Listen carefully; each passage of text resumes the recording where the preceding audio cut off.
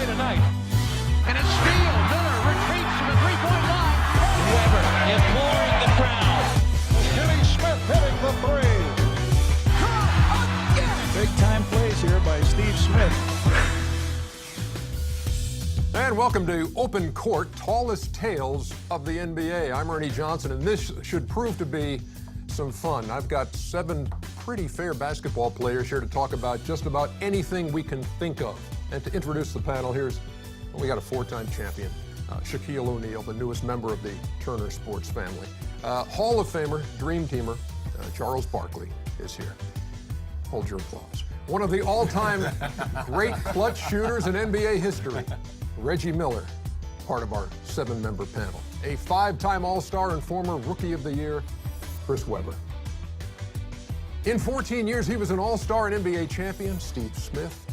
5-time NBA champion with the Bulls and the Spurs, Steve Kerr. And finally, 2-time NBA champion and Shaq's favorite bum, Kenny, the Jet Smith. These men have a lot in common, including memories of their very first day in the NBA.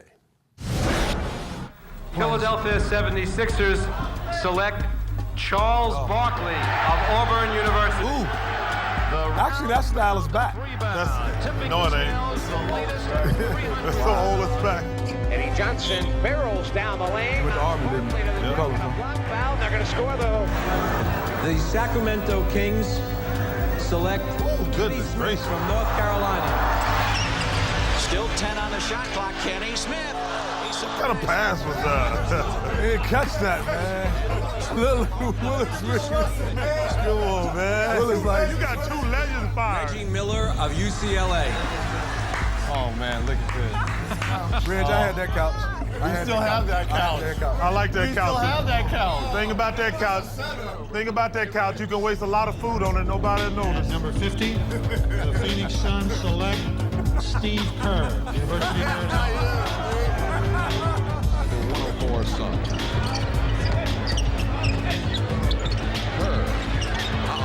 The Miami Heat selects Steve Smith from Michigan State University. Steve Smith is the 2-guard. Comes down, lands, he's there, and then all of a sudden he just How you get hurt? trips over something.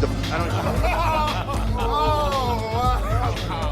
know. With the first pick in the 1992 NBA draft, the Orlando Magic selects Shaquille O'Neal from Louisiana State University. Anderson, tough shot, forced it. O'Neal, an offensive rebound. Bangs free. Jordan, the block. That was Jordan. 1993 NBA draft, the Orlando Magic select Chris Webber. Yeah, Shaq. That wasn't me. That was me. Shaq made the phone call 5 seconds later. No, we don't know. Has traded the draft rights to Chris. That's nervous. You know, you trying not to show your nervousness, but you showing it in every movement. Here comes Weber in the open court. Weber. Move, Kenny, move, Kenny.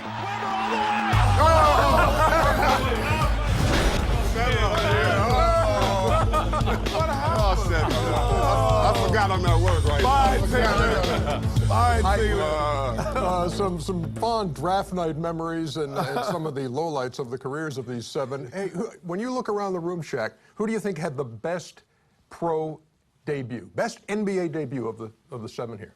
I'm gonna have to go with Steve. Why would you go with Steve? His jumper looked nice. He was limited on his mistakes, and he looked good doing it. Which Steve? Which Steve? Steve Kerr? Steve Kerr. Wrong Steve. It was Steve Smitty. Steve Smith. Made it look easy. He even crossed his leg. That's a good You know what? You know what? He's in the Barca Lounger over here, making it look easy. No, you know what? I'm looking at my research. They were down by 15. He was faking that injury because there was nobody next to you. Nobody next to you. I got hurt playing defense. You playing defense? Yeah. I got hurt. You actually had 24 in your NBA debut, and that was your season high for your rookie season. Wow. None of y'all had 24? I didn't That's start. the most you had your rookie Who year? did you That's play? my worst. Kenny, did you start? Yeah, I started my rookie year. But that was his first night in the I was with the NBA, Heat. and I was at the that was point. his season high. Yeah. So did you think they were all going to be that easy? I did. For sure, because I had the ball in my hand. But I was playing with Glenn Rice, so I had to get the ball up a little bit. And the black hole, Ronnie Cycling. But we Way to throw him under the bus. Good job. Yeah. Ronnie never threw the ball. Ronnie only had a career high of 3 assists. But it was, you know.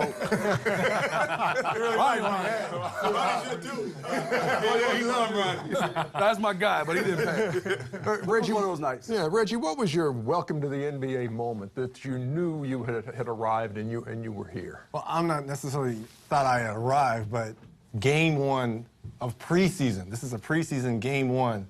And obviously I was playing with Charles's Auburn teammate and Chuck Person, and he comes up to me before the game and is like, watch this little love tap I give to Dominique Wilkins. I didn't know they had beef the year before. I'm like, okay, well, whatever. And I'm sitting on the bench because I'm a rookie. None of us really started. And as soon as the jump ball went up, Chuck went right up to Dominique and gave him a forearm right in the throat. The bench is clear. Everyone's getting up. And I'm standing on the sideline. And Herb Williams is next to me. I'm like, well, what should I do? He's like, Rookie, better get your behind out there and start fighting. That's how I knew I was part of the NBA. You had to, what you can't do now, right. You had to clear the benches and run out there and get Chuck's back. But you know how Chuck was. Chuck was, Oh, no question. He would give it to you. How about it? I mean, you recall, you know, preseason games being that intense? Your first season? Only one. Like, there was a noticeable difference. Like the first couple games, we were screwing around. I was really nervous playing with Doc, Moses, Maurice Cheeks, Andrew Toney, Bobby Jones, and those guys. And the first 3 or 4 games were, you know, you're just trying to break a sweat and work on your stuff. And then we played the Boston Celtics. And you could just, I was like, wow, this is different. The locker room was quiet. And then a fight broke out during the game between Dr. J and Larry Bird. And it let me know, like, that was hatred between the Sixers and the Celtics. I mean, it was unbelievable intensity in a preseason game. For all of you, I mean, when you reach this level, you're in the NBA. It's been a dream, I'm sure, when you're going to YMCA games at, you know, 8 o'clock in the morning and that kind of thing, and you're always thinking, boy, I'm playing the NBA someday. How does that feel when you finally realize that, Shaq? Man, you know, for me, it was fun, you know, because I grew up watching all these old-timers on this panel, except for Chris. But, you know, it was fun. You know, I said to myself, I made it. But, you know, the funny thing for me is I didn't know the difference between preseason and the regular season. So when I first got to the Magic, I was playing all out preseason, and Scott said, hey, man, calm down. The season ain't started yet. What you mean the season ain't started? We 3-0. We first in the conference. Like, no, it's preseason. I'm like, preseason? What the hell is that? Yeah. Ernie, I think it's a lot more nerve-wracking than people realize. Because what you did in high school, like, okay, all of us are the big men in high school. But then when you go to college, you back to zero. I mean, you go back to zero. And then it's even worse when you get to the pros. Because like I said, I didn't start. I was the number 5 pick in the draft, and I wasn't even really getting to play a lot in the beginning. But it's very nerve-wracking. And there's certain things that people take for granted. Like, number one, it's kind of like you're an alien. What I mean by it is they come and pick you one day and they drop you off in the city. So first thing you have to do is find a place to live.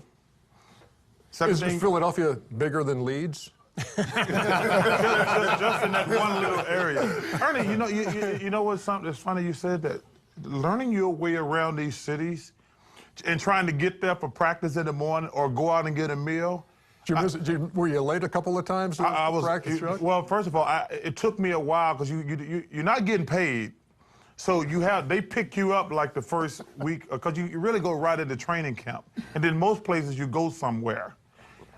So it was very nerve-wracking, and then when I finally got a car, you know, man, I just drove around trying to figure it out the first couple days, and it is hectic. The biggest thing to me is there's two different things. There's when you first hit the playoffs, but then when you first actually be a rookie. Because all of us, when you're in college, if you have a good game, that means your team is pretty much either going to win in college or going to be close to winning, because you're dominating the game. I just remember my first time having a really good game in the NBA, and I'm looking up, and I got like 23 points going into halftime, and we're down 11 or 14 points. So the first time in your life that you couldn't really impose everything on the will of a game, and you go, wow, this is how great these players are, that you're not the imposing force no matter how great you're playing. Steve, what was that first year like? You're playing for For Cotton?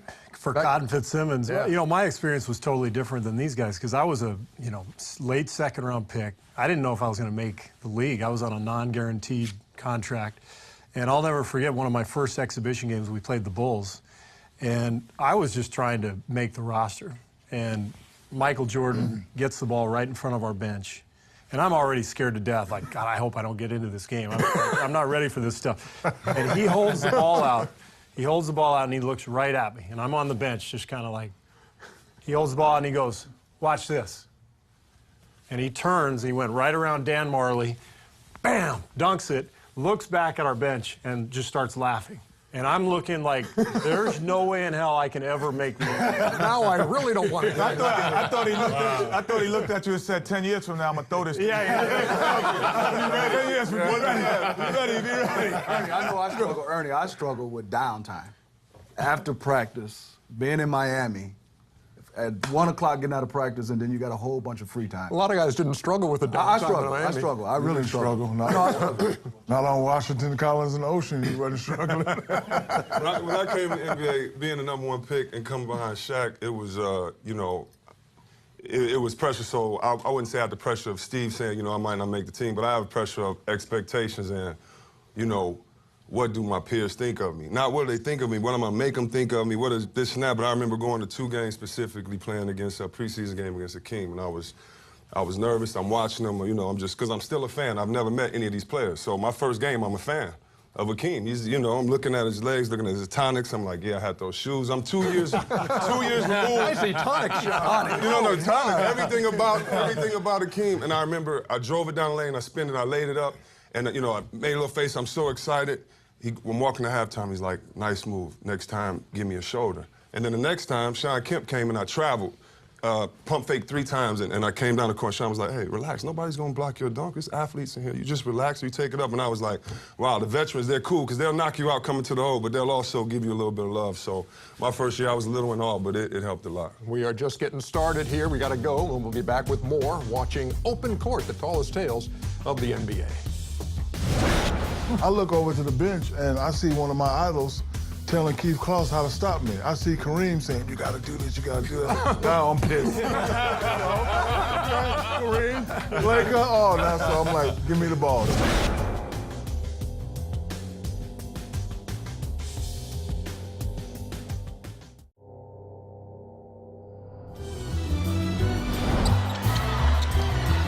Miller for 3, and he got it. And it's 105-102. Fell on his own. And a steal. They're back. Reach to the three-point line. Nice, Fitty. There you go. Couple of Motown moves. Wait, straight face. I think Charles came to play. It's like Chris Gallon and everybody highlights. Yeah, 60-something? How many? 58. 58. This is a playoff game? Yeah. Smith for 3. Yes! And his dad and mom able to celebrate. Reggie Miller is there. Weber steals. What the heck? Oh, I remember this is a 50-point game. Yeah. Found that contract. Here's Jordan. The top. You ready when I throw it to you? You ready?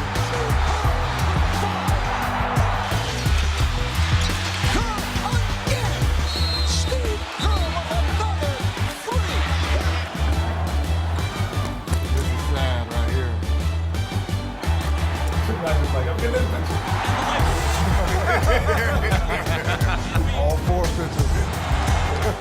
Talking about great nights in the careers of all 7 of these players. The last image we saw there was you, Shaquille. And I don't know if when you consider your greatest nights, if it's a team thing or if it's an individual thing, but as a member of 4 championship teams and also a guy who has scored 61 points in a game, how do you classify it? I'm gonna have to go with the individual thing, and that probably was my best game.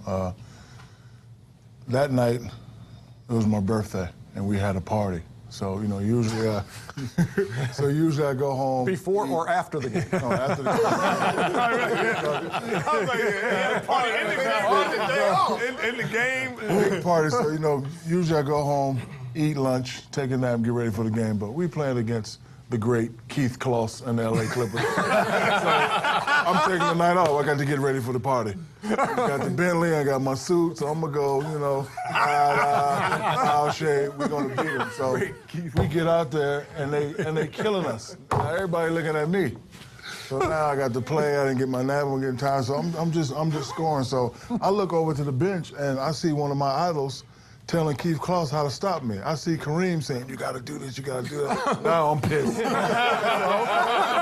Kareem, Laker. Oh, now so I'm like, give me the ball. So I'm scoring, and I get 61. I'm throwing lobs, and I'm actually kind of upset at Phil because I think we had like 5 minutes left, and he took me out.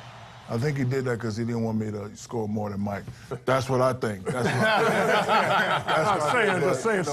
61 points. 61 points, 23 rebounds against Keith Kloss. Video game. The great. And still went to the party. Still went to the party. Jet, we saw your performance from long range in the finals on the greatest stage the game has. When you see that, what comes to mind about that night and about just that moment? And you saw your dad. So my dad, actually, that was the Knicks finals, but when we played Orlando, that was probably the most memorable individual night, only because we were Western Conference teams, and so we really didn't play against them that much. We only played against them twice. And so you might be catching them on a back-to-back. They might be catching us on the 3 nights and 5 games, whatever, three games, whatever. So you don't really feel like you're always your best in the regular season. So we didn't know what they were. And then all of a sudden, we're at our best, they're at their best, and they go up about 17 points. And we really didn't think we could beat them. And it was kind of a shocking wake-up call because they were young. How does that make you feel now? You hear that? I told Brian Hill we don't need to double. Listen, Akeem's gonna get us 27. I'm gonna get my 25. Now, he doubling and he just kept kicking out to Kenny, and I think you had 7 threes again? NBA record somewhere. Like I lost count at like 5 or 6. Hey, Reg, I lost count at like 5. At that time, 7 out of 11. Listen, I kept saying, stop doubling them, man. Well, we got to stop Akeem. Well, they got to stop me too. Stop doubling. Yeah. You double and they kick it out, and then you got to worry about him. You got to worry about Big Shot Bob. Yeah, it was it's a great feeling because it's the biggest stage at the same time, and you having one of your better games in a bigger stage individually. But it was more rewarding for the team because we didn't think we could beat them. That was game one? That was game one. Yeah. We were really shocked that they were that good. Hey, Steve, when we've seen the video before too of the huddle beforehand.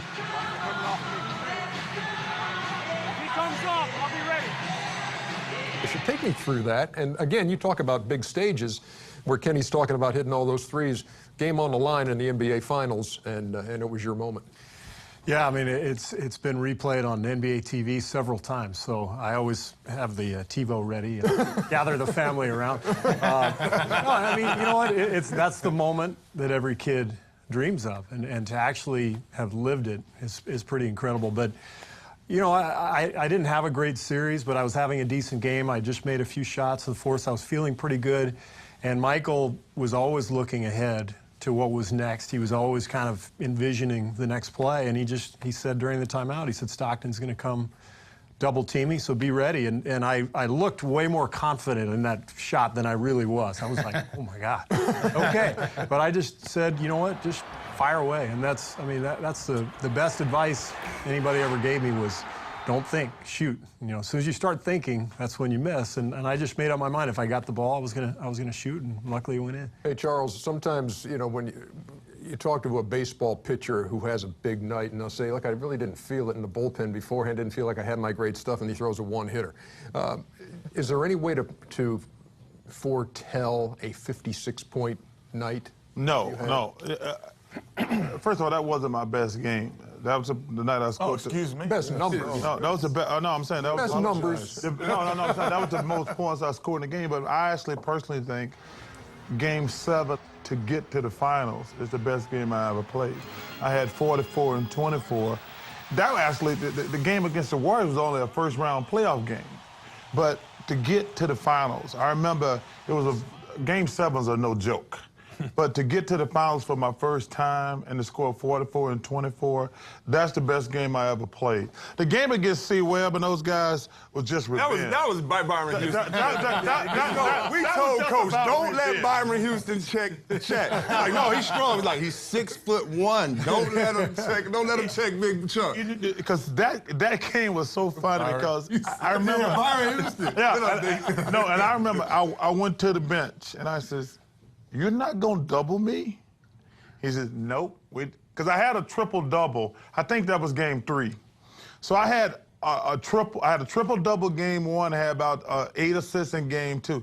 So Nelly says, "We're not gonna double you tonight." I says, "You're not?" So I scored like 17 points the first quarter. So I run over again. I said, "Let me ask you, you're not gonna double me." He says, "You can get as many as you want." I said, "Okay." Hey, you know, when we looked at that video of you hit 9 threes that night, we were looking at the video and what everybody on the panel was doing is saying, "Give us a straight face." There was no emotion on your face. It was just like, this is what I do. It was. We were losing that game. But I think my individual game that I really remembered, I was traded for Steve Kerr and Derek Anderson from Portland. And it's the business of basketball. I drove up to Seattle to visit Bob Whitsitt, our general manager, because there was trade rumors about me getting traded. And he said, "Oh, no, Steve, you're not going anywhere." The next morning, I was traded. So, Kenny, I marked that game when we went back to Portland. I was 8 for 8 from behind the line, and I was really mad at Pop. I remember. Mad at Pop because he took me out, Rich. I wanted that. Let me have that game. 8 for 8. I got a tech because I was going at Bob Whitsitt, the general manager. You were glaring at it. He was I sitting went at it. He was sitting with Paul basket. Allen, and every time I hit a shot, Reg, I kept looking at it. That was the game for me because I had X'd that game because he had told me you wasn't get traded, which that's the business. By the time I got back home from driving to Seattle, he traded me the next morning. Wow. When we looked at your 51-point game, I don't know who was in that video more, you or Reg. Thanks, Ernie. It did come against the Indiana Pacers. What do you remember about that night? I remember the whole night. I remember I usually wasn't late for games. I tried to get to the game. You know, it's an hour and a half. I wanted to get there like an hour 10 and get in my own space. In this game, I was later than that, and I, just wasn't feeling it. I grew up, Isaiah Thomas was one of my favorite players from the Pistons. He was the coach.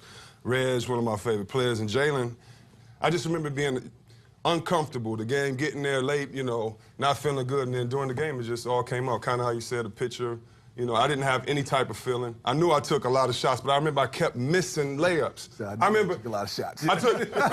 Steve, I promise you, Steve, if you look at that game, I don't know how many shots I took, probably 1 million. I guarantee you I missed 13 tip-backs. I guarantee you I had to miss 10 layups that night, so I just remember that, had a lot of energy, took a lot of shots. We'll save that. We'll save the day at the Garden for last here, Reggie, because when we look at that video and everybody, it means something to everybody here. I mean, and they all look at it and say, man, I can't believe that was, it's 8 points in 8.9 seconds or whatever, however you break it down. But did you know that ball was going in? Do you know those balls are going in? It's almost like you knew. Just give me a shot at it, I will make it. Well, a lot to what Steve said, for shooters, you just shoot, you don't think. And basically, you're just reacting in that situation. But, I mean, that's the 8 points in 9 seconds, whatever, is the great game. But to me, what's more memorable was the 25-point quarter I had against the Knicks in the conference finals the year before in '94. Here's Miller, swings away, and hits. Reggie Miller is on fire. Miller open again. His foot on the line. That's a two-pointer. Reggie Miller giving the choke sign to Spike Lee.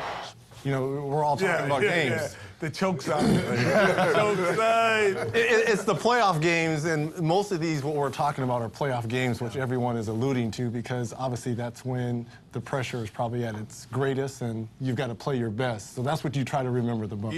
You ready? You know what's interesting about that game? We had the next TV game, so we all had to leave for the game. When we got to the game, we said, man, the Knicks beat the Pacers today. I'm like, what are you guys talking about? They're like, the Knicks won the game. They're like, you didn't see the last couple seconds? Reggie went crazy. They were like, no, the Knicks won that game. And we had to go back and look at the highlight, and we were like, that's unbelievable. And a footnote to this entire segment, the field goal attempts for Chris Webber. I figured you were going to say that. 47. Oh, shot 47. You just heard heard two of the best shooters in the game say, don't think about it, let it go. I wasn't thinking that night. And that's the reason that he is shot 50%. He is I shot 50%. still icing the right shoulder, even as we speak. 40. Back with more Open Court after this. That's a feat in itself. And Doug walked away. So Keith got up running, Reg. Full sprint. And Doug knew he was coming and turned and tagged him. Pat was showing that tape. You guys are not tough. You're not fighter. Look at Keith asking. Udonis is like, hey, coach. Hey, coach, Keith getting his ass whooped.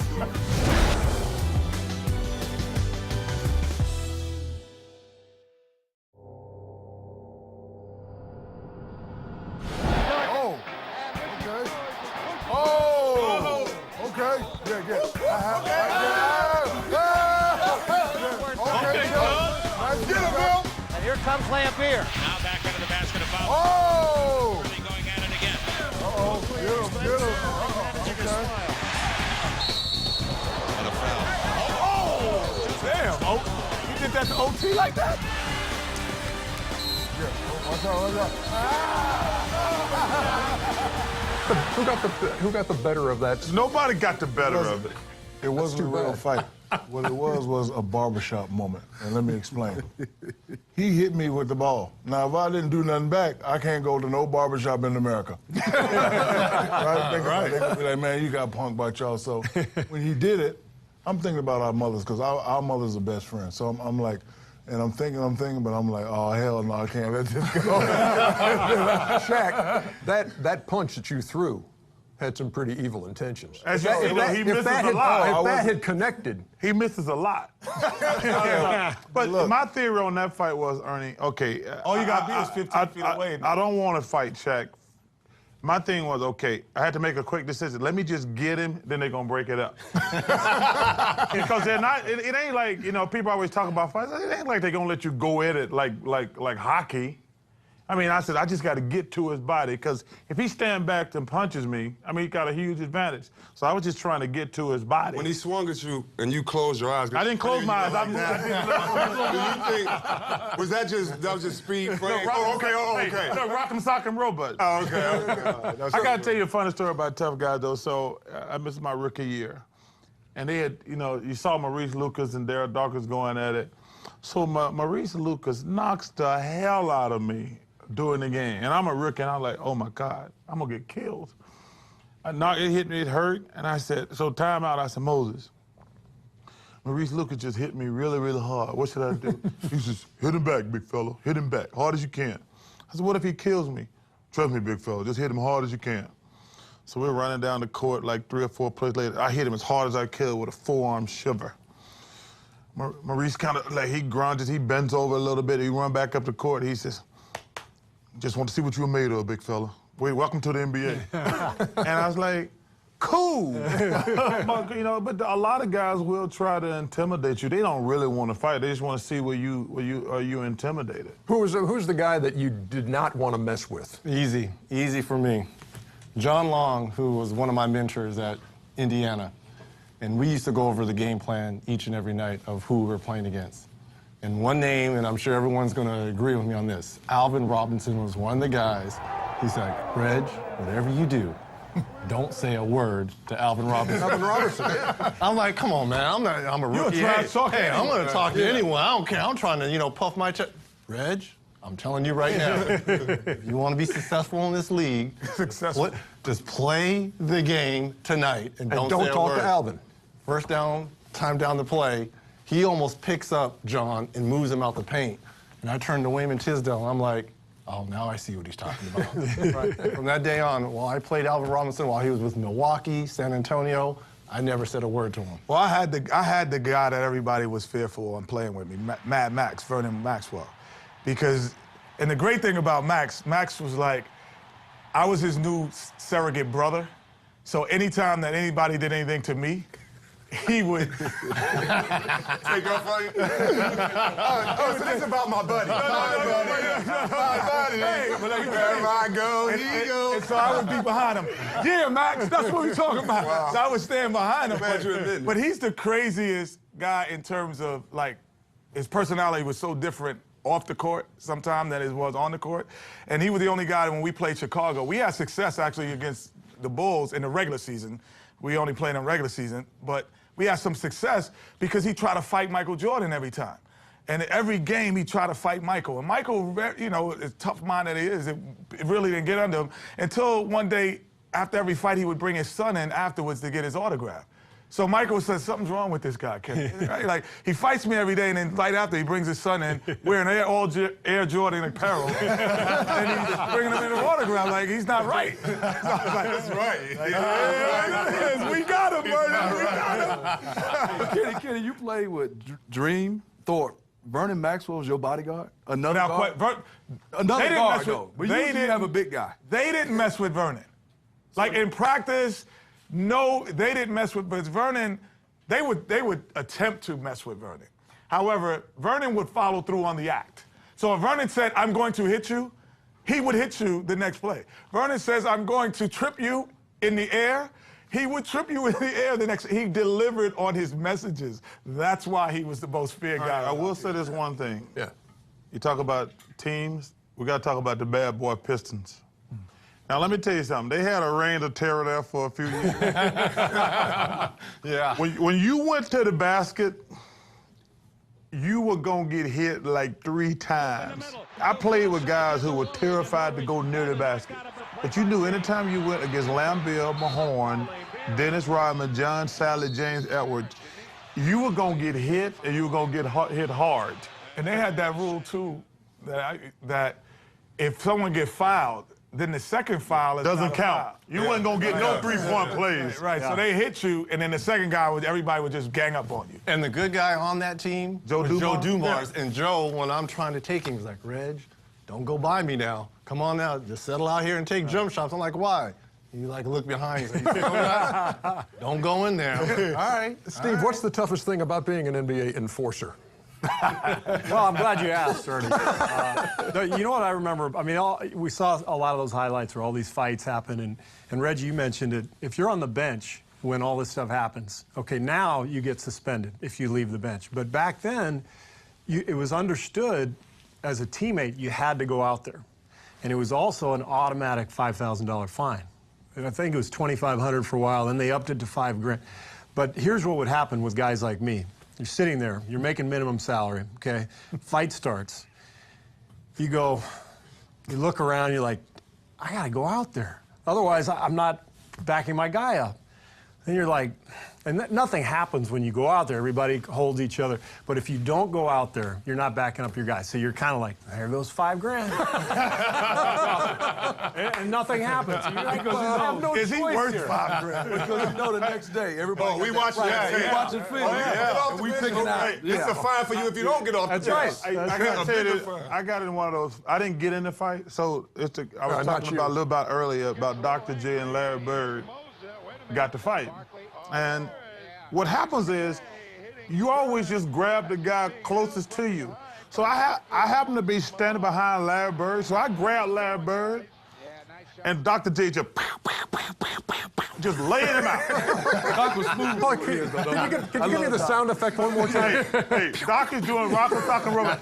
I get fined and suspended. I'm like, why? They're like, I said, I tried to break up the fight. They said that I was holding Larry Bird. I taught me a lesson. Just stand there. Don't do anything. How much of this sometimes, I guess, is heat of the moment, and sometimes would you really like to continue this outside of the parameters of a basketball court, Shaq? Not really. You know, it's all about respect. I used to hate playing against the Knicks when Pat Riley was coaching. He was gonna have problems in there. He was gonna have problems. And see, those guys, they hit you, you hit them back. But they keep coming back. Like, usually like when a guy hits you, you hit him back. He knows you ain't soft, so he'll leave you alone. They just keep coming for 48 minutes. We had a melee with Miami Heat and the Hawks. And like you talked about, Chuck, grabbing somebody wrong. Grant Long and Dwayne Farrell. Grant choked Dwayne Farrell. And the gum came out of his mouth. Alvin Gentry was our coach. He was coaching the Heat. Grabbed Grant Long, which you shouldn't do. So Grant thought he was somebody else. He took Alvin And body slam. and body slam. Broke his arm. Broke his arm. Right. and you heard Alvin screaming. Oh, oh! But you know, that's just a lesson. You can't go grab nobody. I'll give no you the matter last what, from behind. I'll give you the last word, C-Web. Man, I don't know about, I just know one time in Sacramento, when we first got there, we're playing against Utah. And Sacramento, we're scared of everybody else. We've never been good, so we're trying to say it's our first playoff series. Let's go. So I tell Coach before the game, I'm going to lay out John Stockton first play of the game. He's like, no, don't do it. I'm like, Coach, everybody, you know, everybody's scared, man. I'm going to lay him out. I lay him out. First play of the game, get a technical. How'd you lay him out? It was coming off a pick. He came off a pick, a flex, and I waited for him, and I mean, it felt so good. I came down, I laid him out, and in my head, I was like, oh, man, I hope I didn't hit him too hard. That's how good it felt. He got up, Stockton got up, he didn't Where'd care. you get him? Did you get him in the chest? Or you get him I got him like, I mean, like, you know, right here. That wasn't that bad. That wasn't that bad. No, but I got him. And after the game, you know, Stockton, he came over and he was like, yeah, good job. He knew what I was doing. But after the game, all I kept thinking of was, you know, we won and this is good for our team. But Stockton, he's as tough as he says he is. He's not crying. He's not. Yeah, but he's not crying. He's Still not had running 20-20.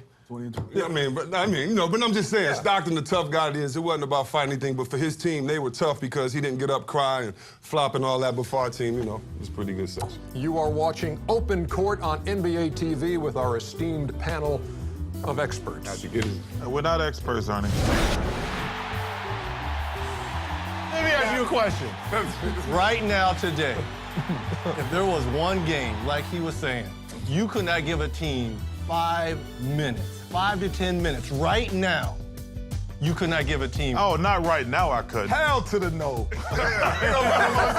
Are you kidding me?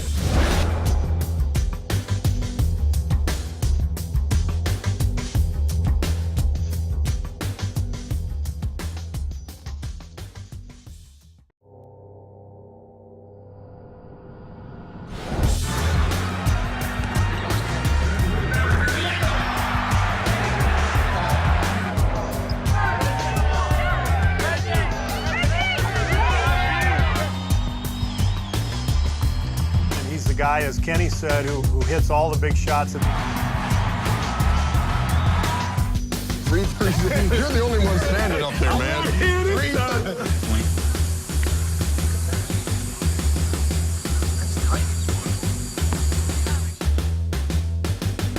For real?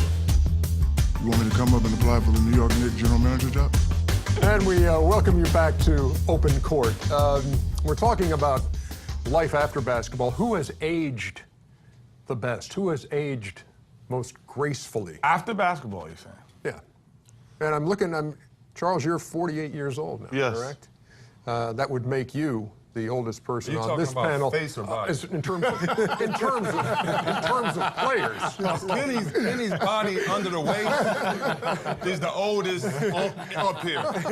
Under the waist. What? There's a couple people catching you on the panel. You've aged. Your knees have aged. There's a couple people. If you're going to go by looks, me and C-Web got that wrapped up really well. Steve Kerr's a different. Are you kidding me? But you and Steve can go for another three spot. I'll tell you this, if I had to take one guy on the panel to play one NBA game, Reggie Miller. I'm taking Reg. Now he'll be sore and he'll break down the next day, but one game, I think you could play one NBA game. It was relatively recently that overtures were made to you, right, Reggie? Wasn't there a team in Boston within the last couple of years that thought, hey, maybe, Reg, if you'd like to, you know, do you ever think about that? No, I don't. Just for the simple fact of what Steve said, it's the after factor. Ernie, how close was you, Ray? You would How feel close that. were you? I was close. If Danny would have called in July as opposed to mid-August, late August, I probably would have gave it a better shot because he only gave me 2 or 3 weeks to get in shape. If he would have gave me the Did whole you actually summer, go out and start working out? yeah. And then how did you feel when you were doing, you like, I'm not me? There wasn't enough ice that could put on my body that could have helped me feel any better. Listen, it's always amazing to me when people, like, you retire because you can't play. Because playing any sport is so hard on your body. And your body might look the same, like Reggie and Steve, you know, and Steve over here, like, their bodies looked good. But Air don't hit back. When you're just shooting around in the gym by yourself. So your body doesn't look good. Huh? But let me ask you a question. Right now, today, if there was one game, like he was saying, you could not give a team 5 minutes, 5 to 10 minutes, right now, you could not give a team. Oh, not right now, I couldn't. Hell to the no. Are you kidding me? Jack, you shouldn't be laughing.